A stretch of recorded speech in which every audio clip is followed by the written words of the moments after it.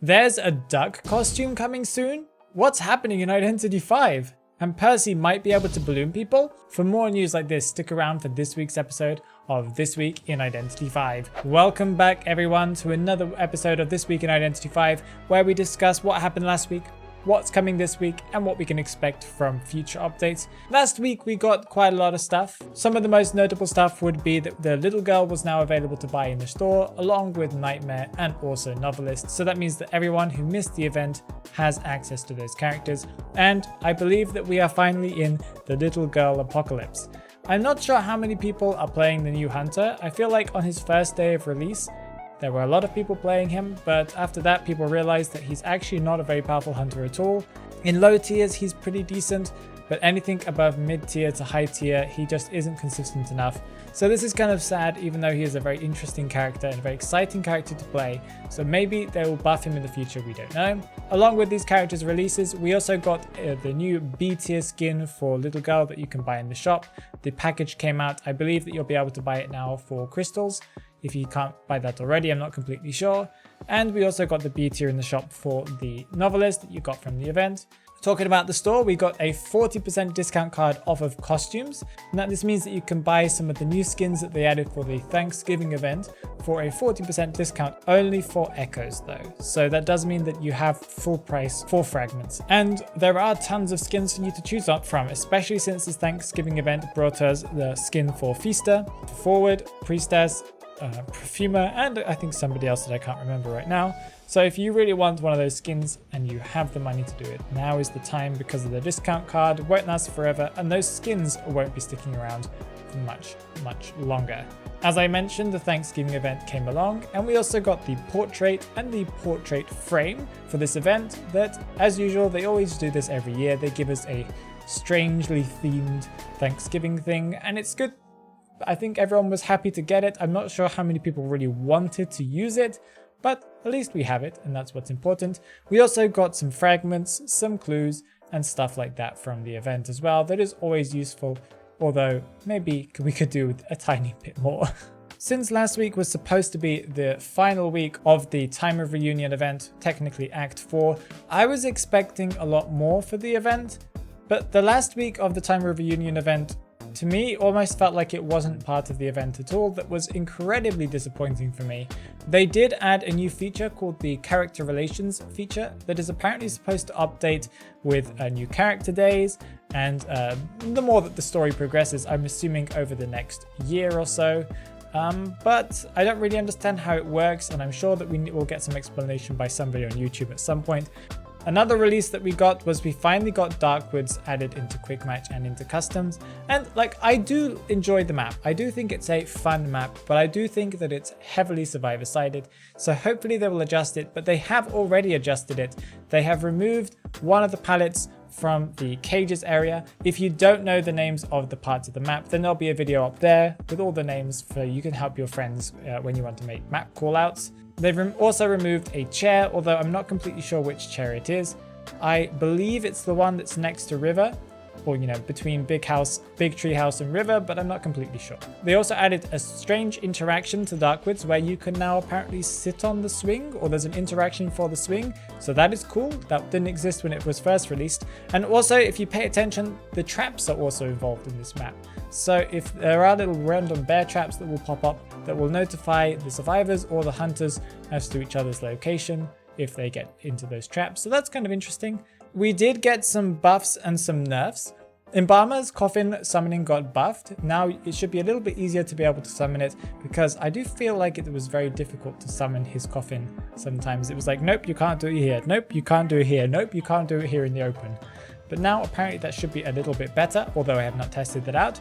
Little girl got a bit of a nerf, but not a big enough nerf in my opinion. She can now not sync or technically teleport into another survivor when there is an object between them or a huge height difference between them. Nightmare got a bit of a buff as well, where he can now teleport. Before, when you threw the crows, maybe to basement for example, and you tried to teleport to the crows that were above a chair in basement, instead of teleporting you into basement, it would teleport you above basement. That apparently has now been fixed, so now you'll teleport to the right level. And one of the most welcome changes is that they improved Nightmare's double dash, and really I can feel the difference. It is incredibly better. Now it's actually viable to use his double dash. Before it was completely broken and just wasn't working well and was kind of useless to use overall.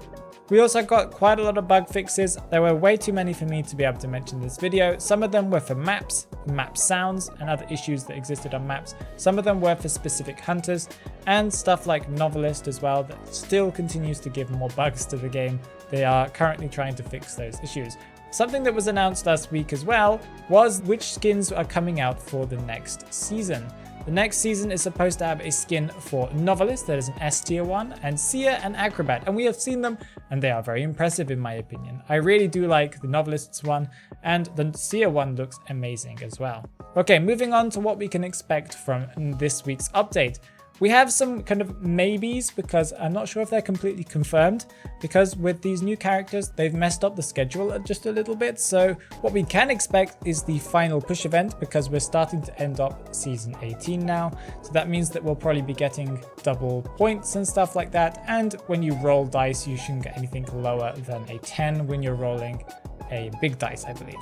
We are also getting Mad Eye's character day this week. Now you'll be able to do the questions about him that I'm pretty sure nobody knows except for the diehard Burke fans.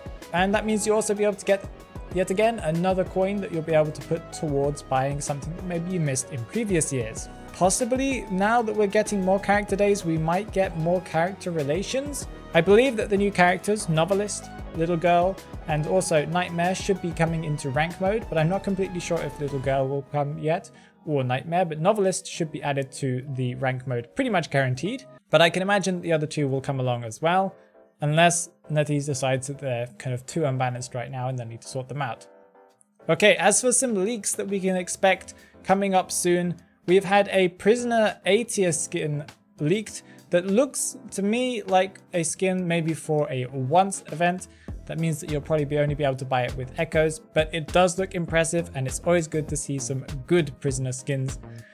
We've also had a skin for Guard 26 revealed that is a duck costume. And I must say, I've fallen in love with the skin. It's an amazing skin. And we've had a couple of other renders released as well.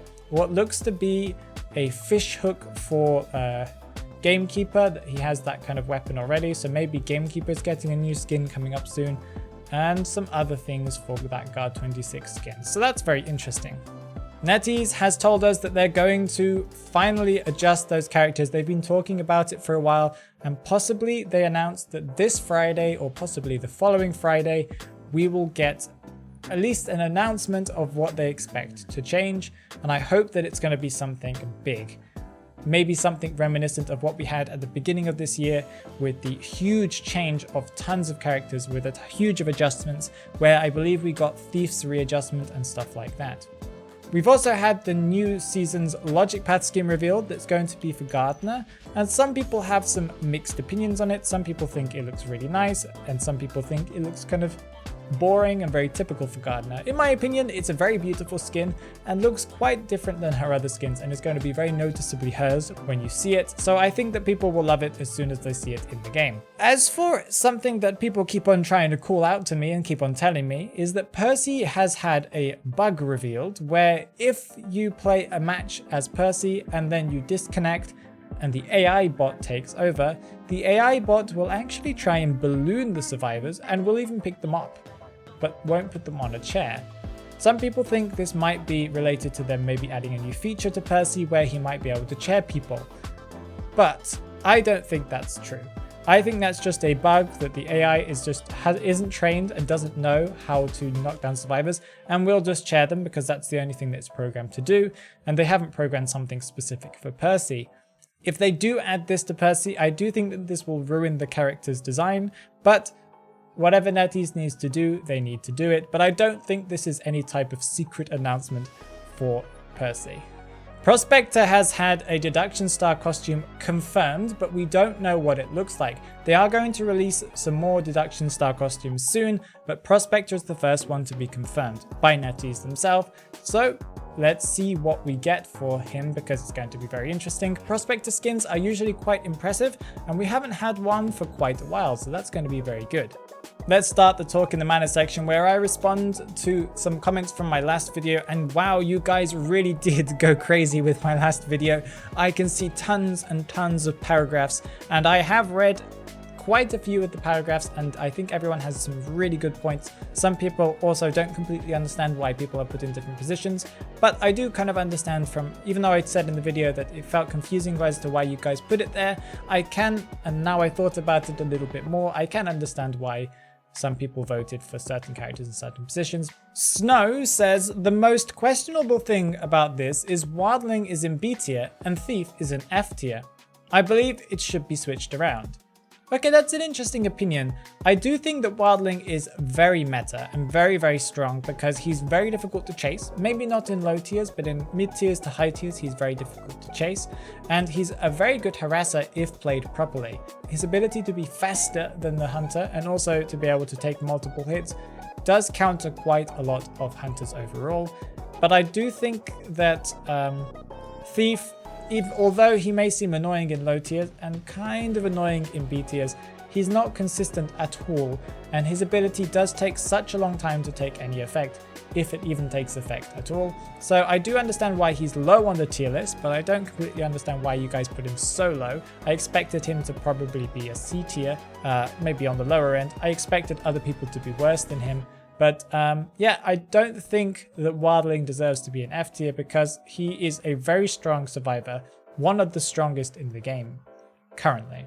Creamy says, I'm glad the Identity 5 community is still alive and strong, and I completely agree with that. Everyone coming out of the work to come and comment on everyone coming out to be able to comment on this video and giving their really good and in-depth explanations as to why they think that certain characters should be in different positions has really shown how much passion you guys have for this game. And I'm pretty sure that NetEase is very glad to have such great fans who love the game and really want to see characters put into different positions correctly, and how much you guys love each character individually. Lethian X says, thanks. Are spawn points available in the game already? I haven't checked. If you're looking for spawn points for each map, you should be able to find them in the custom section, where you'll be able to click on a button that should be at the top right, I believe, per map that you're looking at, that will reveal each spawn point, each dungeon spawn point, and also each Cypher machine spawn point. Do you think that Percy's balloon bug is hinting towards something that's coming for Percy soon?